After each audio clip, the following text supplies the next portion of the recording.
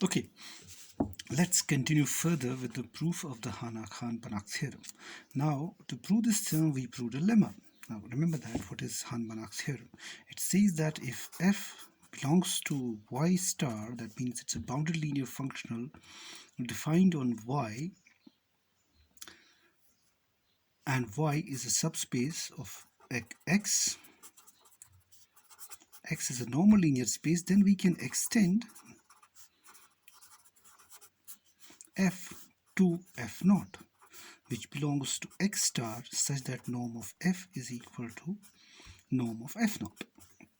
Okay, now this is the Hahn Banach theorem. Let me call it HBT for short. And so far we have proved this lemma. We have shown that if y is a subspace of x and we extend y, we create this subspace of x by adjoining some vector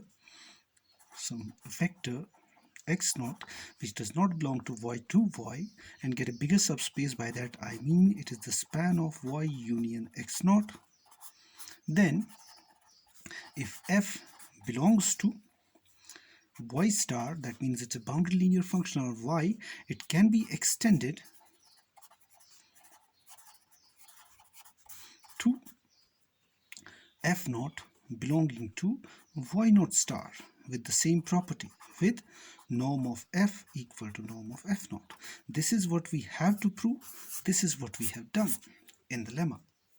Right? Now we want to prove this theorem, the Hahn Banach theorem, with the help of the lemma that we already have proved. Now we are going to prove this theorem using what we call a version of axiom of choice called Zorn's lemma. Now we can go on and talk about Zorn's lemma, but we don't have that much of time here. So, but essentially what it says that if you have a partially ordered set,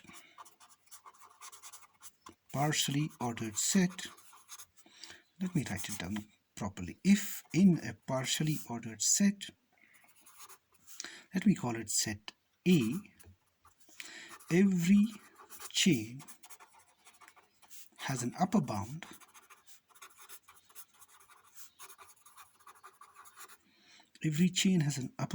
then A has at least one maximal element. Okay. If in a partially ordered set A, now what's a partially ordered set? It's a set with an order relation, right? For example, I can take a set, let me call it x to be, let me call it A, B, C, and I take power set of x, which would be set A, set B, of course a lot many. Let me take only 2 elements, right? Just to make my things easier. And of course phi. I've got 4 elements. Now I can define an order on these elements of power set of x, sorry. No, it's not the x that we are talking about here, normal linear space. It's just a divergent, right?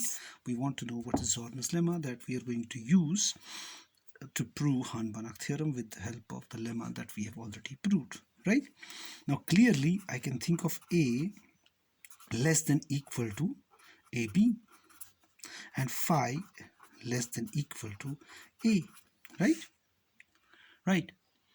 Okay, I can do that only if I call this, I substitute this less than equal to in place of inclusion.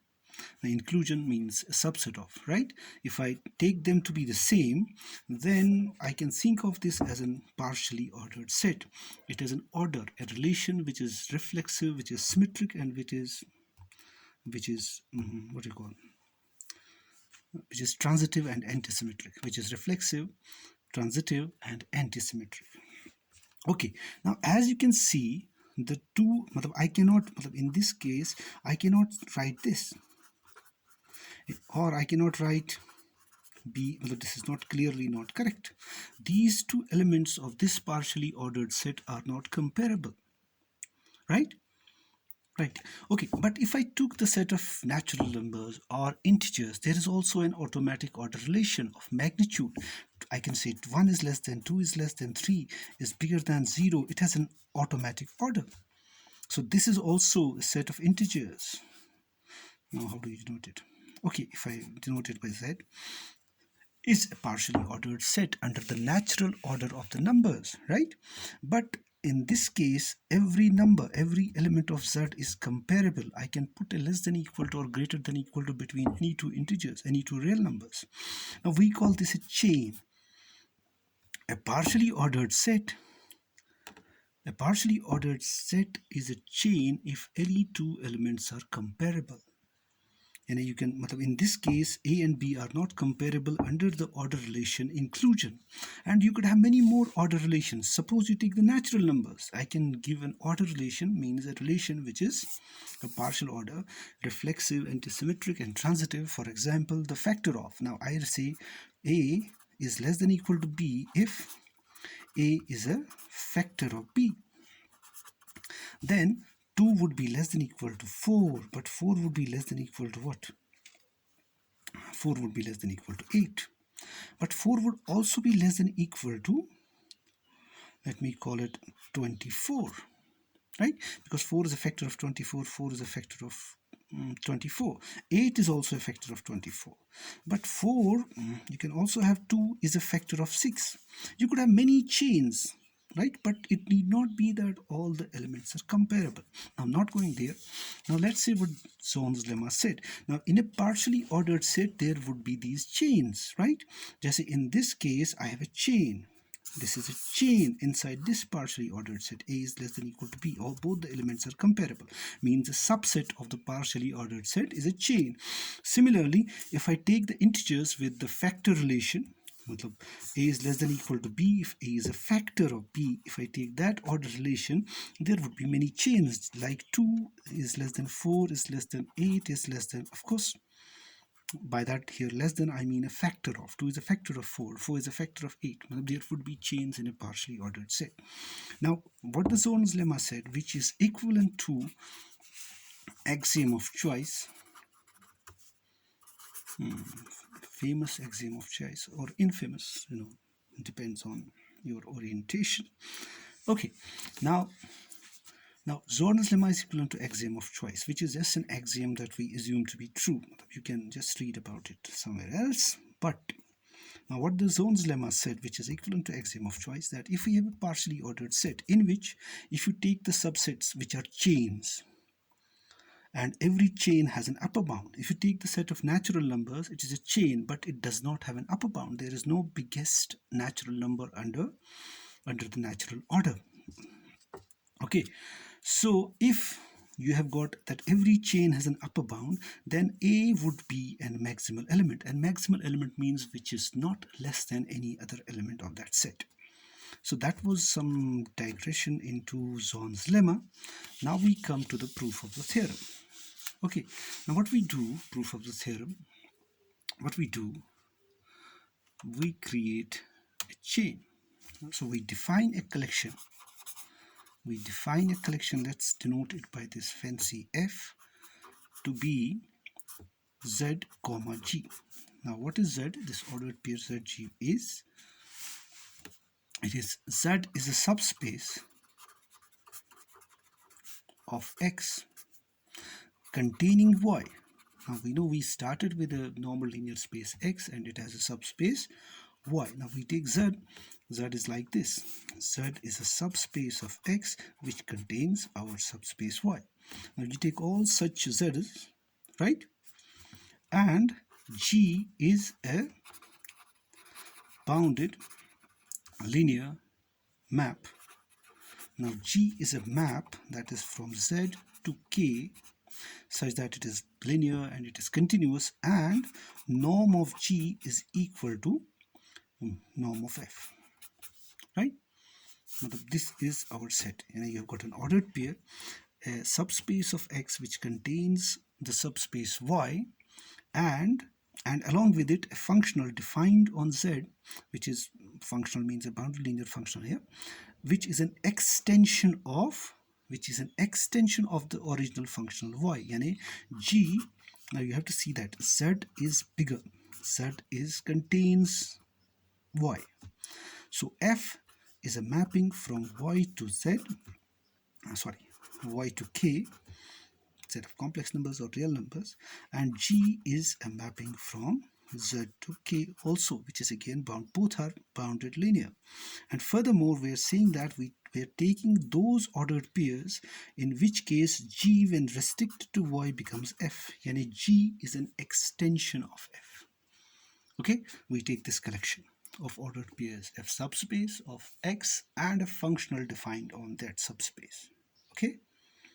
Okay, now the first and foremost thing is that is this non-empty?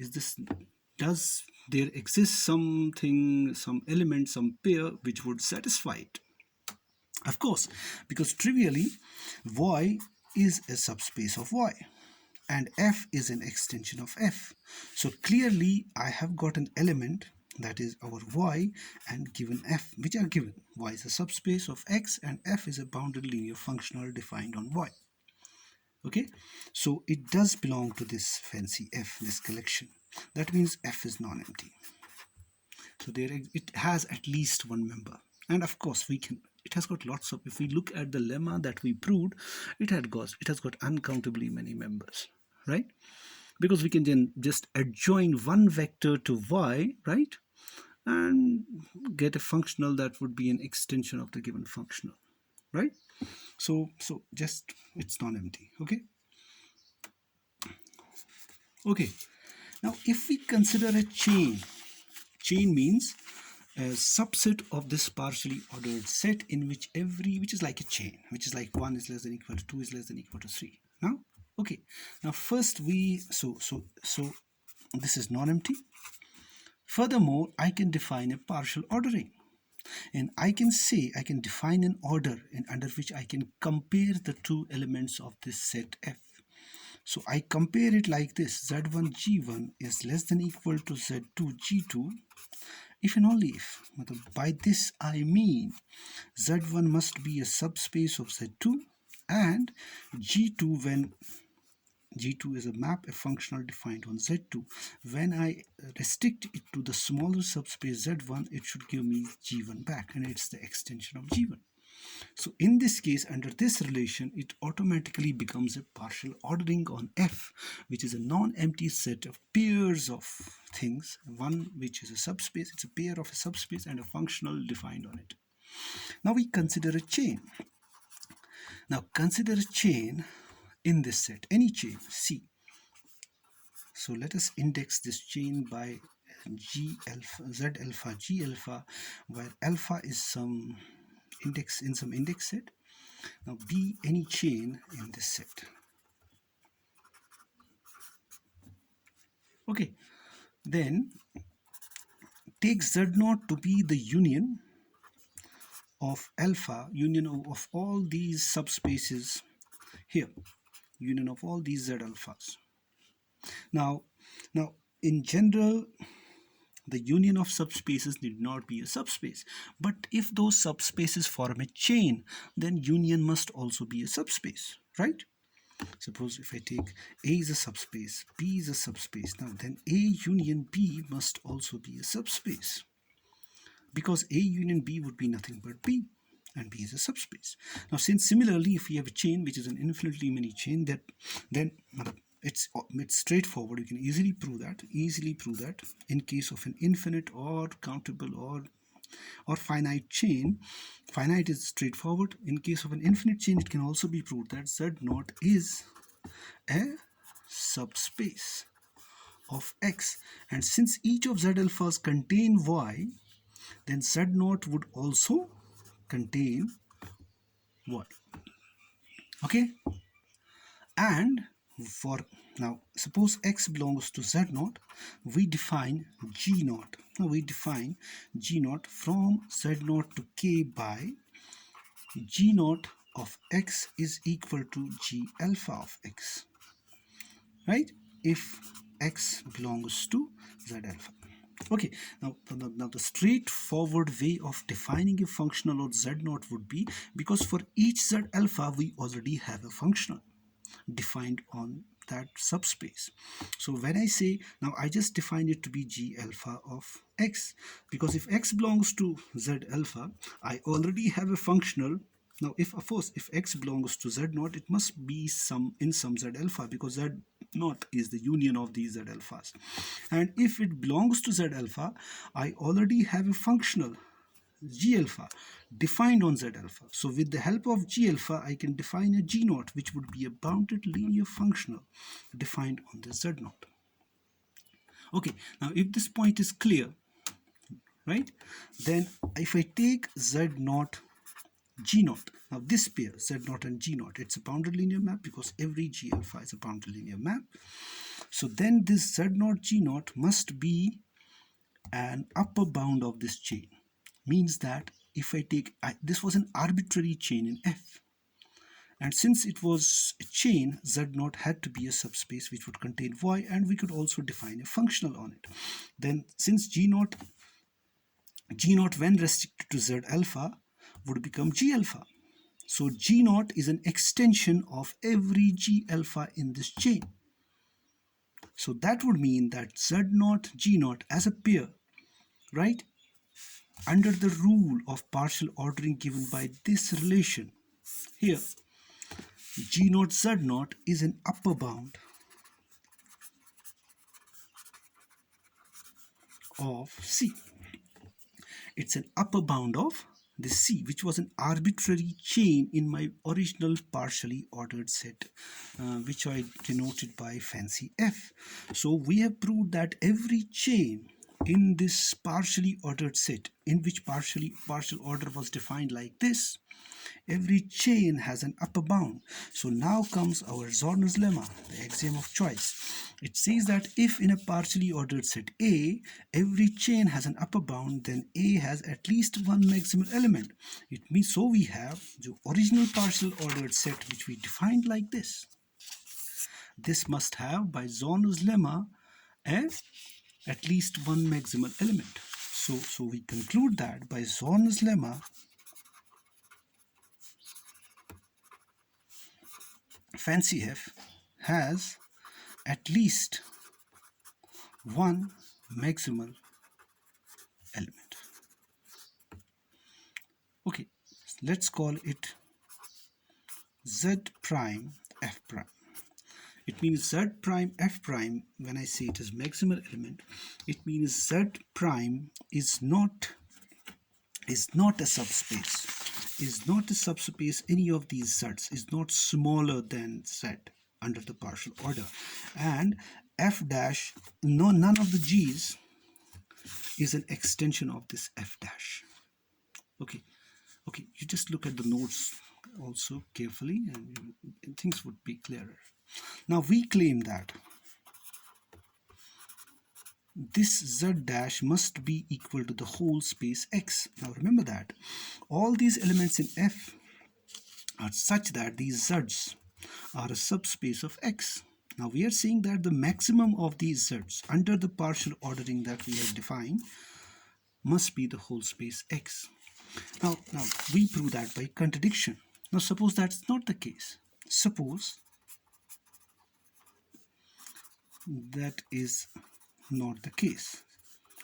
So what does that mean? That means Z naught is a proper subspace of X, which implies that there must exist some element X naught belonging to X such that X naught does not belong to Z prime. So now by the lemma, if I have, so that means X naught belongs to X minus Z prime.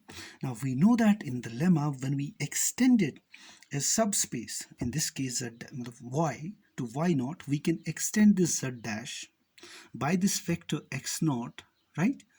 And define a functional which would be an extension of this functional F dash defined on Z dash. Now you just have to think, in place of Y in the lemma, we take Z dash, then from the lemma we get, now we can extend, now by the lemma that we proved, by the above lemma, if I write here, we can extend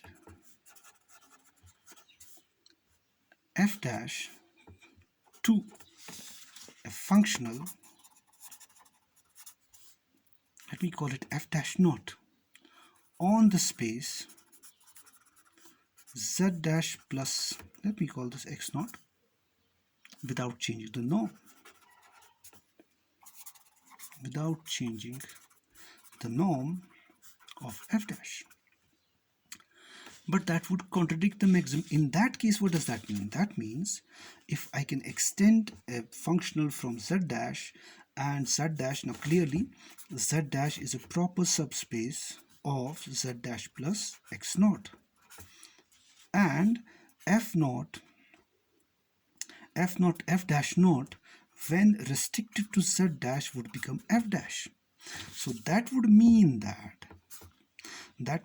this element of the fancy f set, that means this maximal element z dash f dash, would be under that partial order less than equal to f naught dash z dash plus x naught.